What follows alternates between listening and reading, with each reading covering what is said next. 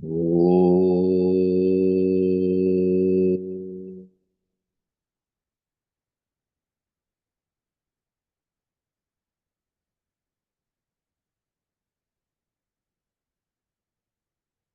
Om Parthaya Pratibodhitam Bhagavata Narayanena Swayam Vyasena Grathitam Purana Munina Madhye Mahabharatam Advaitaamritavarshinim Bhagavatim Ashtadashaധ്യായിനീം अम्ब त्वामनुसन्दधामि भगवद्गीते भवद्वेषिणी नमोऽस्तु ते व्यासविशालबुद्धे फुल्लारविन्दायतपत्रनेत्र येन त्वया भारततैलपूर्णः प्रज्वालितो ज्ञानमयप्रदीपः प्रपन्नपारिजाताय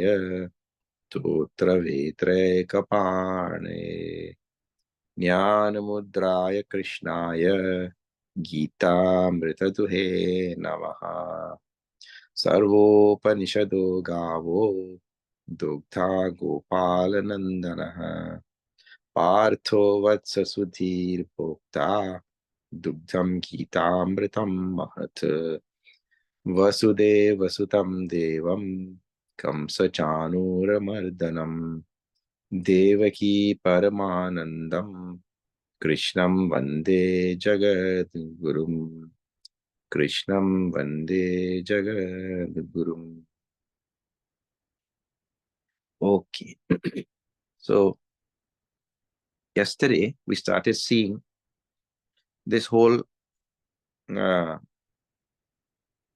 very complex thing called as action, and the teaching in Bhagavad Gita is uh, seemingly contradictory teaching. Let me just back up a little bit.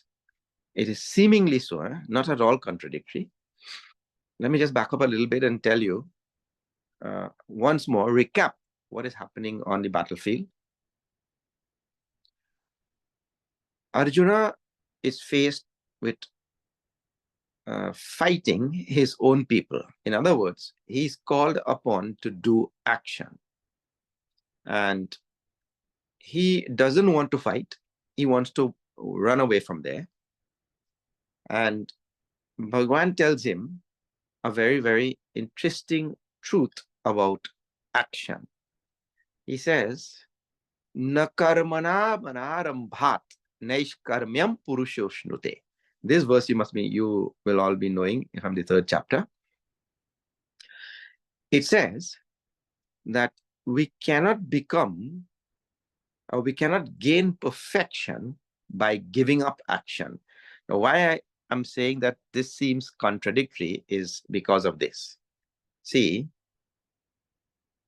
perfection, or what we call as mukti, what we call as enlightenment, really is a state of absolute stillness and quietude. Now, it seems that Arjuna wants to do this. He doesn't want to engage in this battle. He just wants to go somewhere in the mountains and sit quietly, something like that. So now, those are two very different things. Going and sitting somewhere in the mountains does not in any way mean that Arjuna has reached the state of perfection. See, it is true that the state of perfection is the state of absolute peace, absolute quietude, and all of that sort of thing. But sitting somewhere, escaping actions, does not mean that one has actually reached that state of quietude. This is the idea. So Bhagwan tells this very famous line, Na karmana manarambhat naishkarmyam purushoshnute. Naishkarmya means, for those of you who want to find that verse, you will have to look in chapter 3. Number 4. Na karmana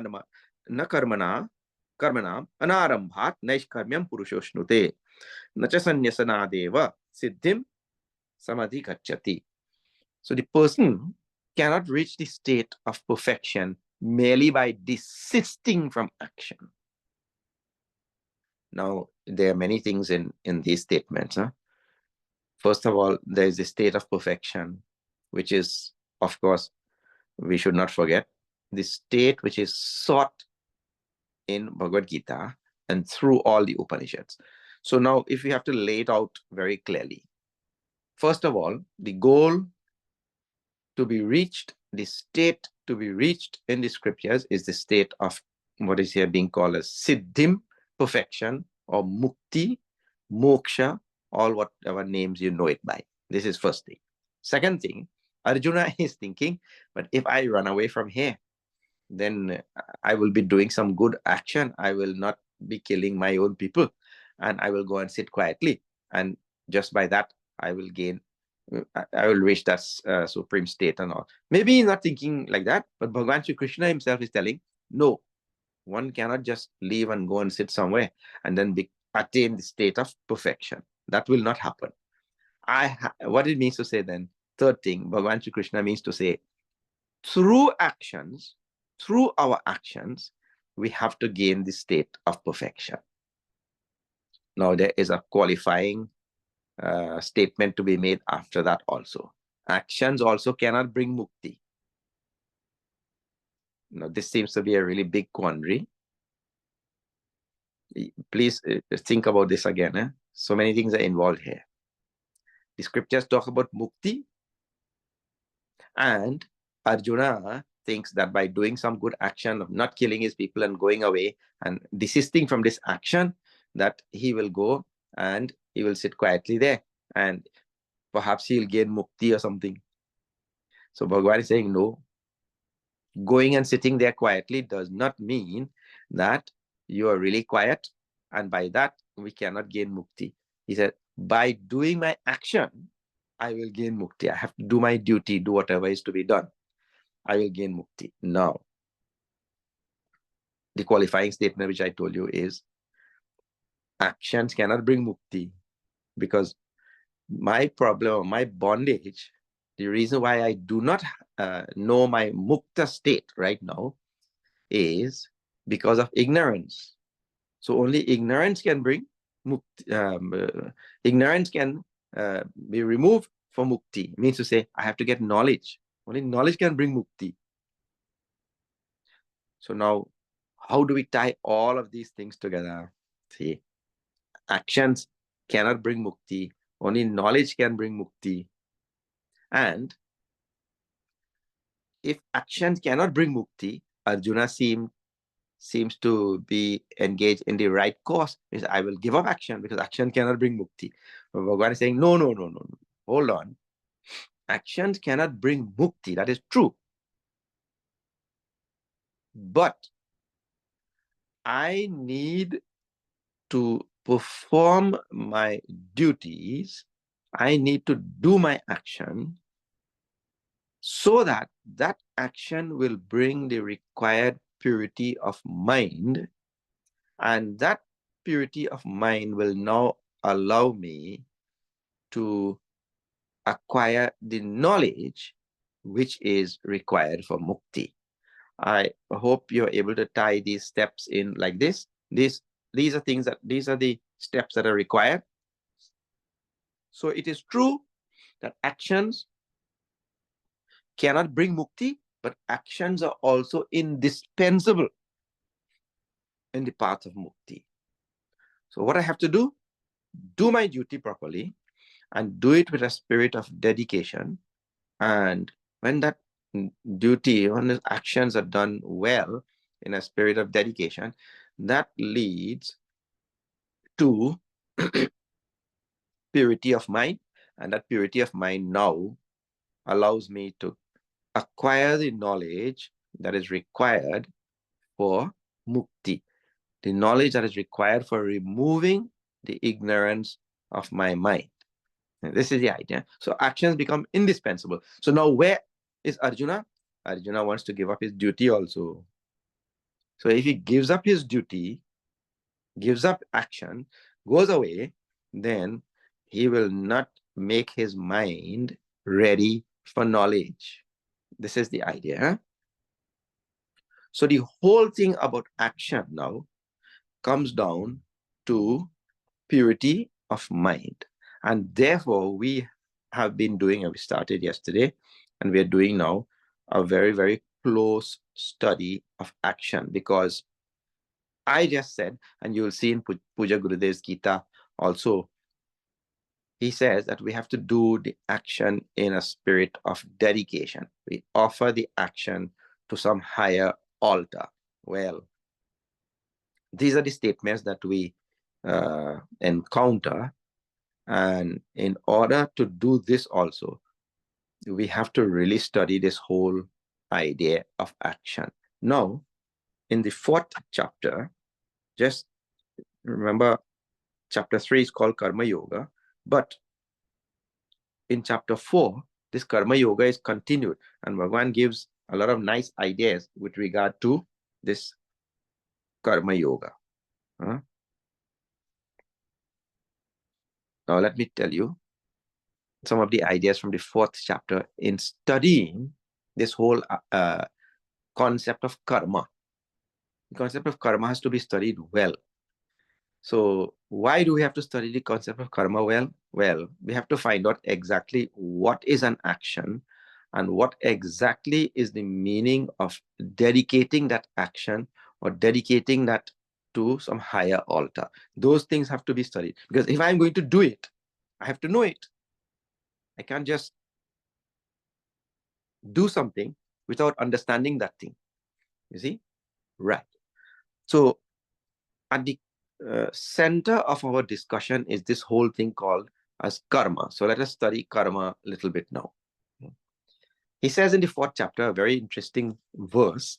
I'll chant it, and those of you who have your Gita and you want to chant along also, you can join. This is verse number 18 in the 4th chapter. He says, Karmanya karmaya pashyet, Karmanya karmaya pashyet, Akarmani cha karmayaha, Akarmani cha karmayaha, Sabuddhiman manusyeshu, Sabuddhiman manusyeshu, Sayukta kritsna karma krita, Sayukta kritsna karma krita. He says, one who can see action in inaction, and one who can see inaction where there is action going on. Now, this verse tells to us that action and inaction is way more deeper than we think. So to tie that to Arjuna's case now, if Arjuna runs away and goes and sits under some tree, that does not mean that Arjuna has become inactive. In other words, a person can be sitting very quietly there and his mind is going on, and he's thinking and imagining and wishing and desiring, and so many things can be going on. So one sitting quietly over there does not mean that one has become quiet. Second thing is, the sage who is engaged in action, like our Puja Gurudev or Bhagwan Sri Shankaracharya, who is walking the length and breadth of Bharat, even though he is engaged in such great activity of establishing matas from one place to the other throughout Bharat, that also, that frenzied activity does not necessarily mean that he is not quiet. I mean, the sage is very quiet inside. So the external expression of action has nothing to do with actionlessness. So now actionlessness, a nice karma, which is being talked about in the scriptures, the state of mukti is naishkarmya, that has no bearing on the outer expression which one will see. In other words, one can see a person sitting very quietly there, but his mind can be swirling. And another one, Bhagavan Shankaracharya, moving everywhere, but his mind can be very quiet. And what is important in mukti is quietude of mind, peace, shanti. You see? So now, when we encounter this type of teaching in the 3rd chapter and 4th chapter, now we have to study action a little bit. What exactly is action? What exactly is karma? So now I'll tell you 3 definitions or 3 ways of looking at karma. Puja Gurudev gives one in his Bhagavad Gita. You will see at some place when these verses come, he says, an action is nothing but a louder expression of a desire. In other words, I have a desire inside, and that desire expresses in my limbs, and so the people on the outside can see my action. But that action really had its genesis in a desire which was there inside. So it is the louder expression of a desire. And meaning to say now, if there is no desire inside, then I cannot have an expression outside. There has to be some desire inside for some expression to happen outside. So now, suppose Arjuna leaves and goes and sits down under some tree, right? That would have been an expression of Arjuna's inner desire. So the sitting down quietly means the escaping from the battlefield. He is still engaged in some other action because there is a desire inside to run away. So the outer expression of sitting down quietly also is still the expression of a desire. Now see, that is still some action. Therefore, in the 3rd chapter, he says, even if a person restrains all of his senses, restrains all of his limbs, and he sits quietly, he says, and his mind goes on thinking about this thing and that thing, that person is really not actionless because he's still expressing, thinking about some desire inside and still expressing some, even a desire to escape from certain things, you see. So one who sits quietly, but his mind goes on swirling, mityachara uchyate, he said. That person is a hypocrite. In other words, Arjuna will become a hypocrite. He would have relinquished desire to fight Kauravas, but he would have replaced that with another desire to sit and to or run away and escape and all of that thing. So there's still some desire in his mind and he's still doing some action. So his running away is not actionlessness. Huh? So first definition then of an action is it is the expression of a louder expression of an inner desire. Now, second definition of desire, you will see the action is the motive. And action really is the motive behind the action. And it is not the physical action itself. Now, let me back up a little bit and tell what exactly this means. See here. If you have seen on television or on some movie and all of that, right? When there is a case going on in the court,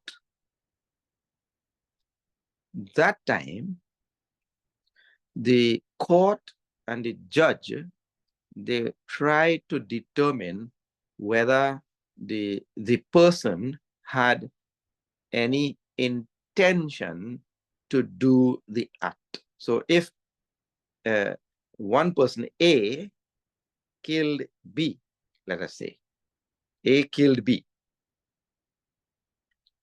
Actually, the court spends a lot of time trying to determine whether A had any intention to kill B. It could have been that A killed B accidentally. But if he had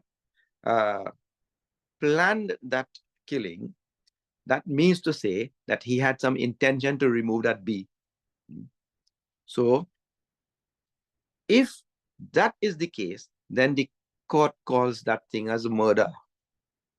If A had no intention to kill B, then the court does not consider that thing as murder. Now see, B would have died all the same. B would have died by an action of A all the same. But the court does not look at the action, the court looks at the motive or the intention. If it was premeditated, that is the word which is used in legal circles, if it was premeditated. So in other words, the court in so doing has now given a different definition to action. The court defines action as motive or intention. And if no motive or intention is there, then it is not called as murder. In other words, that is not designated as the action which we all designated it before, if intention was not there.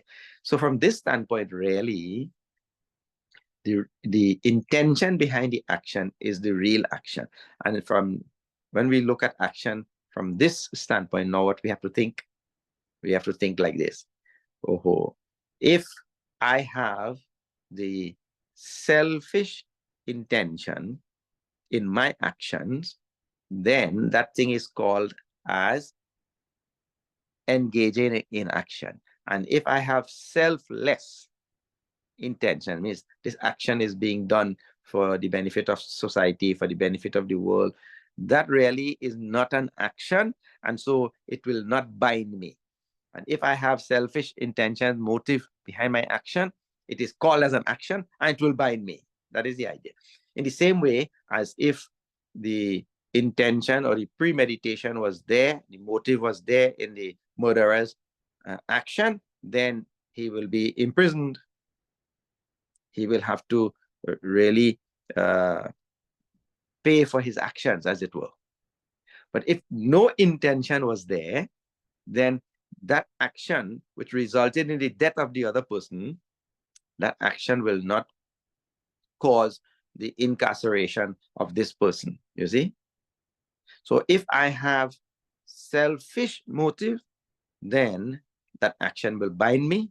And if I have selfless motive, that is tantamount to no action. That action will not bind me. This is the idea. So an action really is the motive or the intention behind the action. So this is the third definition of action, motive or intention. So the first is, it is an expression of inner desire, a louder expression of inner desire. And second, it is motive or intention. The last is action is doership. Doership. Now, all of these are related, all three of them. It is not that they're all unrelated and all. These are just various ways of seeing action. So this doership, meaning to say, if I have the sense that I am a doer. Now, in the third chapter, Bhagavad had listed or told there that the real doer is Prakriti. So the more and more I come to see that Prakriti is doing everything, the more and more I can give up my own doership. Right now, all of us have a very strong sense of doership. We ask, who did this? I did it. Or he did it. Or that person did it, like that. So we ascribe the doership to this person or that person or to myself. Now, this person, that person, or that person, it doesn't matter. But the doership that I ascribe to myself, that doership is the problem. So what I have to do now is start off with the simple practice of karma yoga. I say, yes, I am the doer. Steps now to give up doership. First step, Yes, I am the doer, but I am doing all my actions and I am dedicating it to Bhagwan.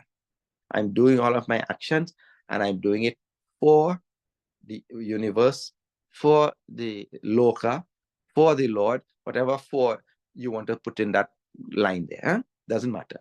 But I'm still the doer, but I'm doing it for the Lord and for the world and all that. So this is the first stage. When this is practiced well, this dedicated action practiced well, then I gain more and more chitta shuddhi, more and more purity of mind, where I can now acquire more knowledge to understand how I am not doing the actions, Prakriti is doing the actions. Because that is what the Lord is saying in the third chapter. Prakritehe kriyamanani gunai karmani sarvashaha. Ahankar vimudhatma karta hamiti manyate. It is Prakriti which is doing the action, and my ahankar is making me think I am doing the action. So now, if I don't start with the first step of doing my dedicated action, dedicated seva, as we call in ordinary language, if I don't start with this step, then I would never be able to acquire the proper understanding of this verse which Bhagwan is giving in third chapter, the verse which is telling that Prakriti is doing, and I'm wrongfully thinking that I am doing. So what is required is the first step of dedicated action, which we spoke about yesterday, and it's called as Loka Sangraha. And Bhagwan gives the example of Janaka and all the great sages who in the past lived and dedicated their whole life to the service of humanity and the service of the world. Now, if we don't go through that step, we cannot come to this step now of seeing how Prakriti is the doer. And if we cannot see how Prakriti is the doer, then we cannot remove our own doership. So in the third definition of karma, I was telling just now, doership is the karma. The feeling that I am a doer, that itself is karma. And if I understand that I am not a doer, then I am not engaged in any actions. And if I am not engaged in any, even though I'm outwardly doing, like Bhagwan Shankaracharya or Puja Gurudev, even though they're outwardly doing, they're not really engaged in any karma. And that will be the meaning of to see actionlessness in action. You see, in whatever action they're doing, we are seeing actionlessness. To reach that stage, I really have to go through the earlier stages. Huh? So now where are we? We are all at the first stage. We are all at the stage where we have to do our dedicated karma, our dedicated actions, our seva, and we say, I'm doing it for the ashram, I'm doing it for the world, I'm doing it for Paramatma. And we should not be saying, I'm doing, see, where we go wrong, you know, we say, I'm doing it for Chinmay Mission. And then what does Chinmay Mission do for me? People have all sorts of funny questions and all. I'm doing it for Chinmay Mission. What is Chinmay Mission doing for me?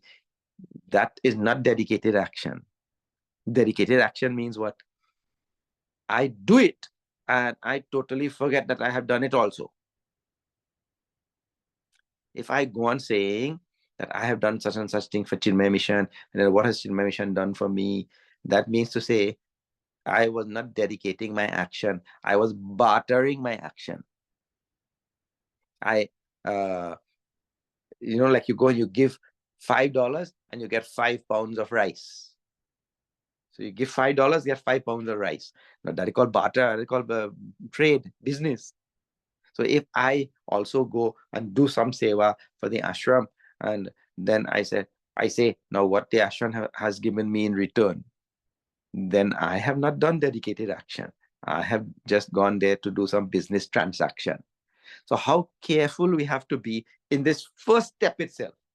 See, it is a habit of human beings. If we want to jump to the last step of giving up kartritva bhav, it is called doership. we want to jump to that step of giving up doership when we have not yet even perfected this first step of dedicated action. So the dedicated action is a very, very technical thing, and we have to be very, very careful. If there is any sense of bartering in our mind that I should get something in return, any such thought that I should get something in return, that means my action has not been dedicated. My action has been given for something in return. And that is business. That is vyavahar, vyapar. You see? So what we have to do is perfect this first step of proper dedicated action. I'm going to the ashram to do something. I'm sitting at home and doing something for the ashram, and I'm doing this because the whole world has given me everything, and I owe the whole world. It means to say, I have to make my contribution to the world that has given me everything. Otherwise, I will be a selfish being. I've taken from the world. In fact, Bhagavan uses a stronger word. I will be a thief. I've taken from the world and I have not given back anything. So I owe my whole life to the world. Based on this, I have to do some seva somewhere for somebody, you see, in this world. So now, this first stage perfected will bring great purity of mind, great chitta shuddhi. And when this chitta shuddhi is acquired, purity of mind is acquired, then I can also acquire the knowledge now, which will help me to remove this whole thing called as doership. And Bhagavan tells in the 4th chapter in a very famous verse, I'll read it out for you. He says, upon the acquisition of this knowledge,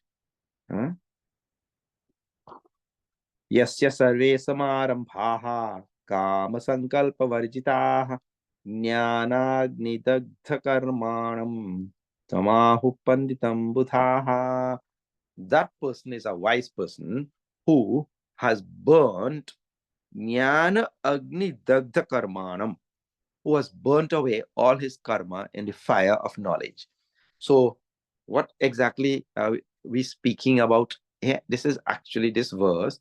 Those of you who want to study all the necessities of karma yoga, all you need to do is study this one verse. This is, now let me tell you the number.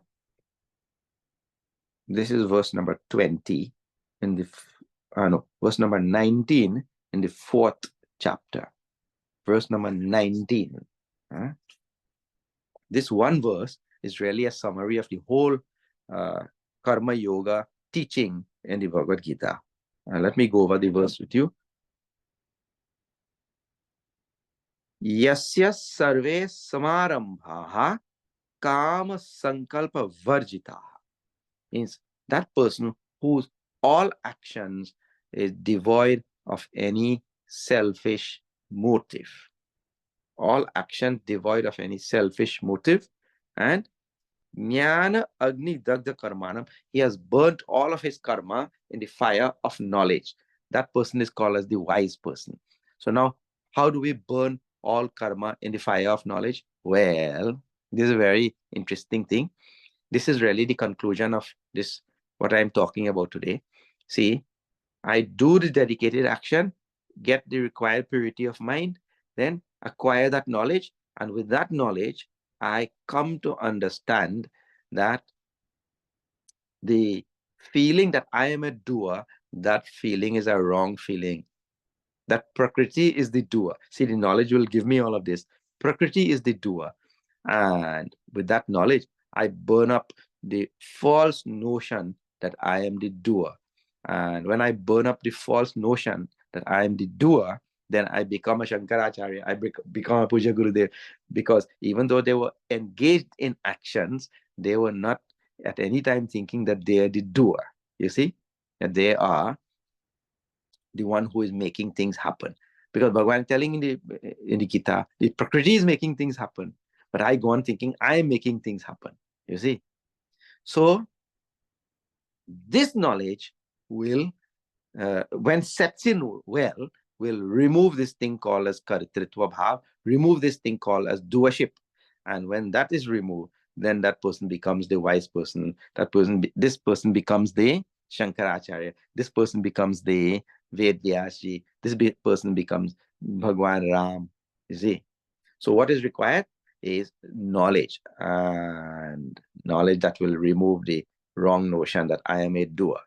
This is the meaning of burning all karmas, because just now I remember I told you karma is doership.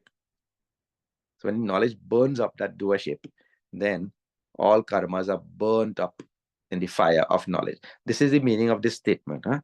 So this verse is a very good summary of the whole teaching of karma yoga. And therefore he says in the beginning of the verse there,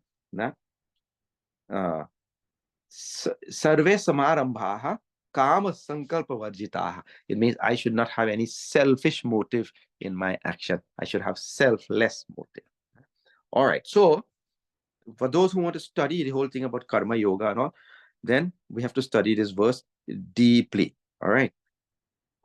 Now, we need to go on, see, at our level, we need to go on doing whatever karma we are doing now, and every day, moment by moment, perfect what we are doing now.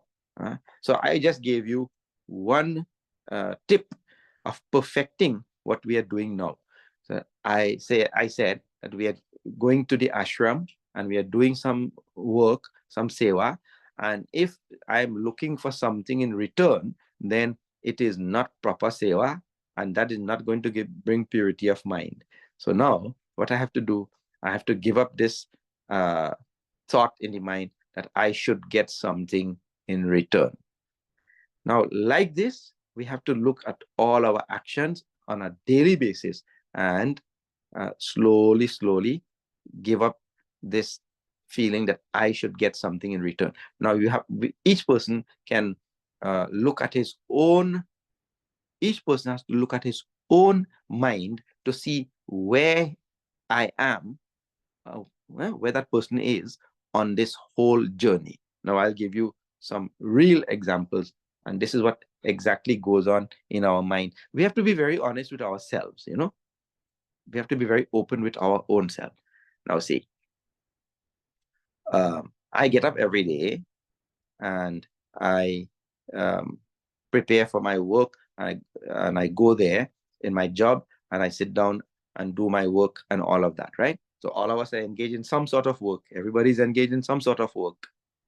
So not only is the seva that I'm doing at the ashram or wherever to be seen as seva, even my work wherever I go every day, that thing is also to be seen as seva.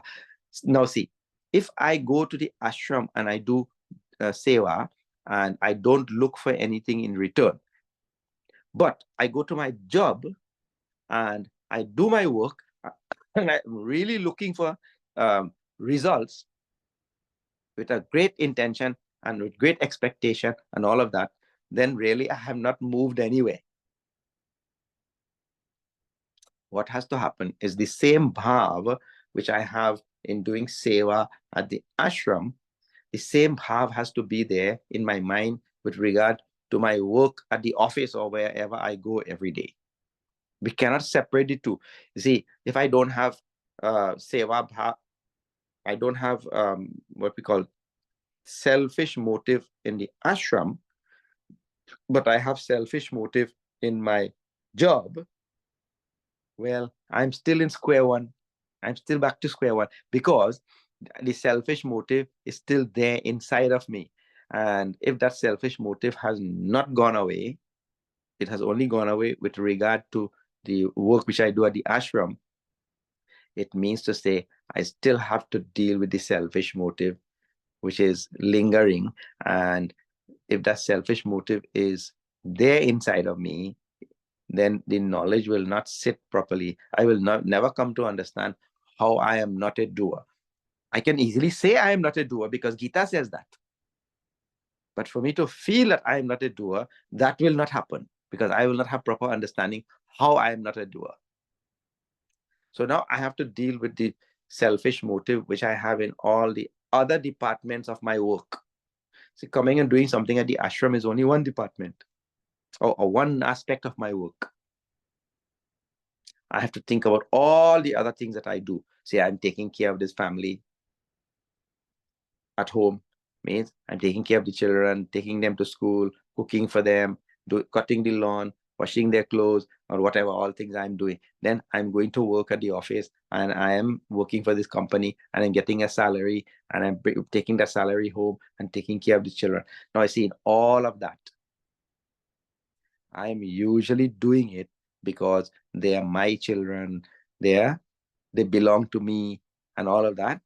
And we never think about doing it for others because we are so attached to me and mine. You see, in that whole setting, there is a strong feeling of doership and selfish motive and all of that. So if I don't learn to deal with this at this ordinary level and do dedication of my action and all, then the giving up of doership, which is a higher state, that giving up of doership and all will not happen, because that requires knowledge to sit properly, you see. So now what is required? I have to now replace all the thoughts which I have in my mind with proper thoughts from scriptures. So first thing, these people at home, they don't belong to me. These people at home belong to Bhagwan. These people, these jivas who are living with me, they have always been jivas, and they were at some other part in the world, and I was at some other part, and in this lifetime we have met. We did not create jivas. So I'm going to now take care of these people in the home, because Bhagwan has given me this job of taking care of these people, and I will do this job properly. I have to take care of all of their needs nicely. And I'm not doing it because, see, right now we do it because they are our people, we say. We should do it because they are Bhagwan's people, like that. That has to be replaced. The my people has to be replaced with Bhagwan's people. When we start like this, then only slowly, slowly we'll be able to remove this selfish motive. Huh? So even selfish motive has to be thought about, and see how to give up selfish motive. So it starts with giving up this feeling of me and mine. So giving up me and mine means now I have to just think these people belong to the Lord. These children are the Lord's children. This wife or husband or mother or father, they are all Bhagwan's people. And Bhagwan has given me a nice job for my own mukti only. He has given me a nice job to take care of these people. So when I start replacing the minus with the feeling that they are Bhagwans, then I'm well on my way to making my actions selfless. And as long as I think that they are my people, my action will always be selfish, because I'm doing it for my people. And as long as that action is selfish, then it cannot be dedicated action. Then it cannot bring chitta shuddhi, because the impurity in the mind here is minus. That impurity of minus has to be removed. You see, then only the mind can be said to be pure. And then only the mind becomes conducive for knowledge to remove the feeling of doership totally and all such things, you see. So a lot of thinking has to be done, even in these basic principles and basic ideas which we are talking about. Dedicated action is easier said than done. As long as I have that feeling that anything in this world is mine, or anybody is mine, my action will always remain selfish only. Now see, that is why Bhagwan is trying to remove this feeling from Arjuna's mind. See, Arjuna felt that the people on the other side, they are his. They are my people, he thinks, right? And how can I kill my people? And that is called as swajana. He uses this exact word in the first chapter. They are swajana, my own people. And Bhagavan tells to Arjuna, my dear, these people have always been there. You made them or what? Natve vaham jatunasam natvam neme janadhipaha nacheva nabhavishyamaha sarve vayamata param. They have always been there. They're there now, and they will always be there in future. Then how they became yours if they were always there? So this type of teaching in the beginning of the second chapter is to make Arjuna understand they are not my people. And so now you were thinking that they were your people, and you don't want to fight on that basis, because you're saying, how can you kill your own people? Arjuna is thinking, how can I kill my own people? So Bhagavan has to make Arjuna understand they are not your people. And this minus is preventing you from fighting.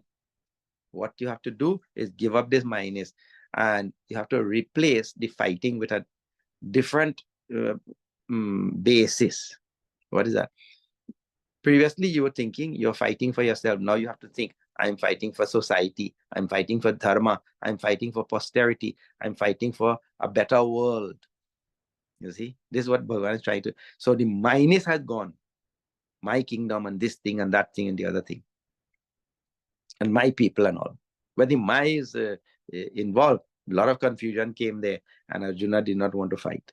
But now that has to be replaced. So in the same way, in our daily life now, we have to replace this minus. These people, they don't belong to me. These people belong to Bhagavan. And he has given me this work, and I'm going to do this work for him. This is the only way that this action will become dedicated action. Meaning what? Minus has to be given up. As long as I feel that these people are mine and I'm doing for me, for my people, that dedicated action cannot be there.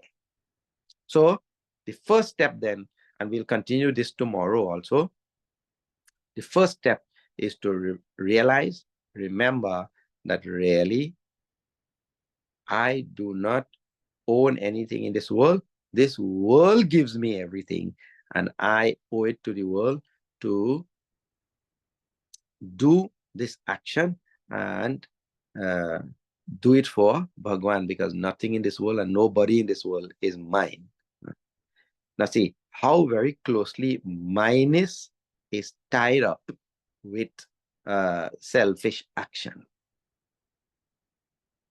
Please remember, we are trying to get to selfless action, dedicated action. But as long as minus is there, which is integrally tied up with this action, then that action will always be selfish and never selfless. All right. Okay. So now I've given a lot of things for you to think about, but we will continue with this thought tomorrow.